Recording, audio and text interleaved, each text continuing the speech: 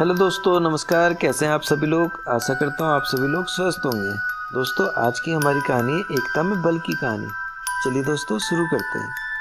किसी गांव में एक किसान रहता था। उसके 4 पुत्र थे। किसान बहुत ही मेहनती था। यही कारण था कि उसके सभी पुत्र भी अपने हर काम को पूरी मेहनत और ईमानदारी से किया करते थे। लेकिन परेशानी ये थी कि किसान के सभी पुत्रों की आपस में बिल्कुल भी नहीं बनती थी। वो सभी छोटी छोटी बात पर आपस में लड़ते झगड़ते रहते थे। अपने पुत्रों के इस झगड़े को लेकर किसान बहुत परेशान रहता था। किसान ने कई बार अपने पुत्रों को इस बात के लिए समझाने का प्रयास किया, लेकिन उसकी बातों का चारों भाइयों पर कोई असर नहीं होता था।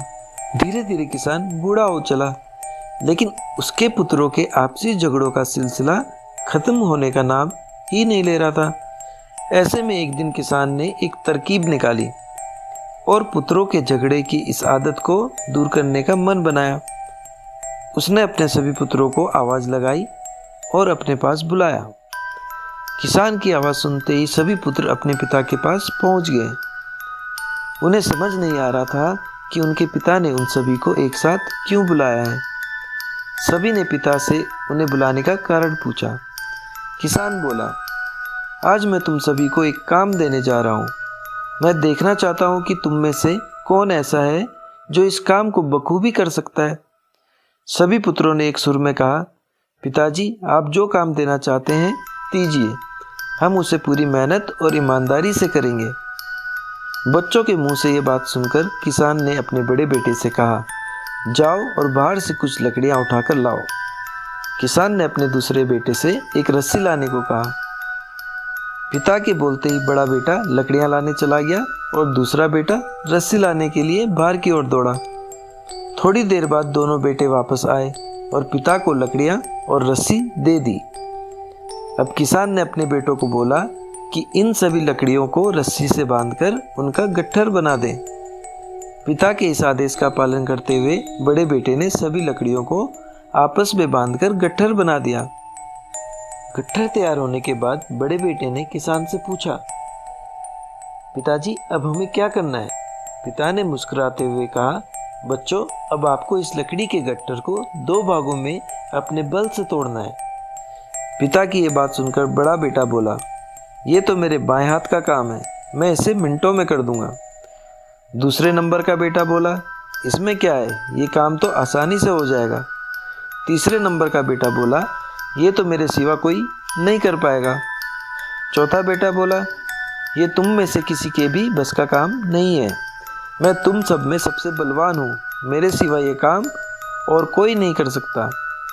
फिर क्या था, अपनी बातों को साबित करने में सभी जुट गए और एक बार फिर चारों भाइयों में झगड़ा शुरू हो गया। किसान बोला, बच्चों, मैंने तुम सबको यहाँ झगड़ा करने नहीं बुलाया है, बल्कि मैं देखना चाहता हूँ कि तुम में से कौन ऐसा है जो इस काम को बखूबी कर सकता है। इसलिए झगड़ा बंद करो और लकड़ी के इस गट्ठर को तोड़कर दिखाओ। सभी को इस काम के लिए बारी बारी मौका दिया जाएगा। ये कहते ही किसान ने सबसे पहले लकड़ी के गट्ठर को अपने सबसे बड़े बेटे के हाथ में थमा दिया। बड़े बेटे ने गट्ठर को तोड़ने का बहुत प्रयास किया, लेकिन उसे तोड़ पाने में असफल रहा। असफल होने के बाद बड़े बेटे ने दूसरे नंबर के बेटे को वह लकड़ी का गट्ठर थमाते हुए कहा कि भाई, मैंने प्रयास कर लिया, ये काम मुझसे नहीं हो पाएगा, तुम ही कोशिश करके देख लो। इस बार लकड़ी का गट्ठर दूसरे बेटे के हाथ में था। उसने भी उस गट्ठर को तोड़ने के लिए एड़ी चोटी का जोर लगा दिया, लेकिन लकड़ी का गट्ठर नहीं टूटा। असफल होने के बाद उसने लकड़ी के गट्ठर को तीसरे नंबर के बेटे को दे दिया और कहा, ये काम बहुत कठिन है, तुम भी कोशिश कर लो। इस बार तीसरे नंबर के बेटे ने भी अपनी पूरी ताकत लगा दी, लेकिन लकड़ी का गट्ठर बहुत मोटा था।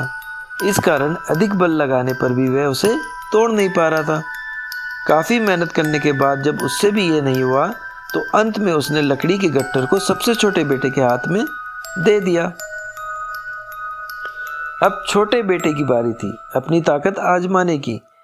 उसने भी काफ़ी प्रयास किया, लेकिन वह भी सभी भाइयों की तरह उस लकड़ी के गट्ठर को तोड़ पाने में सफल नहीं हुआ। अंत में हारकर उसने लकड़ी के गट्ठर को जमीन पर पटक दिया और बोला, पिताजी, ये काम संभव नहीं है। किसान मुस्कुराया और बोला, बच्चों, अब आप इस गट्ठर को खोलकर इसकी लकड़ियों को अलग कर लो और फिर उसे तोड़ने का प्रयास करो। चारों भाइयों ने ऐसा ही किया। इस बार सभी ने एक एक लकड़ी अपने हाथों में ली और आसानी से उसे तोड़ दिया। किसान बोला, बच्चों, आप चारों भी इन्हीं लकड़ियों के समान हो।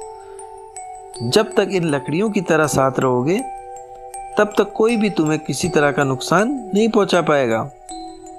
लेकिन अगर तुम लोग लड़ते झगड़ते रहोगे तो इन अकेली लकड़ियों की तरह आसानी से टूट जाओगे।